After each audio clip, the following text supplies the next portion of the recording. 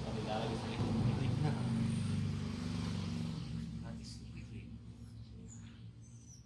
Hindi ko initin yung nakakala ko sa ano, basketball.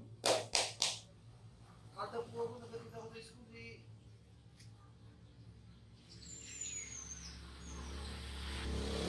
Kasi, Ano yun, napila sa basketball?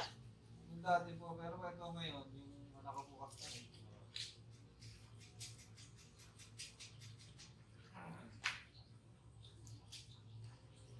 ang anak ni Parin ba na ito? Ang liit ang dati nito. Oo, laki-laki na ngayon. Tingnan mo kapag may liit. Eh, kahit si Parin na. Kaya Ay! ang dati yung tama na. Pero Pilay din ingat po ingat yan, siya. pilay din po yan eh. Sakit din po itong daliri natin.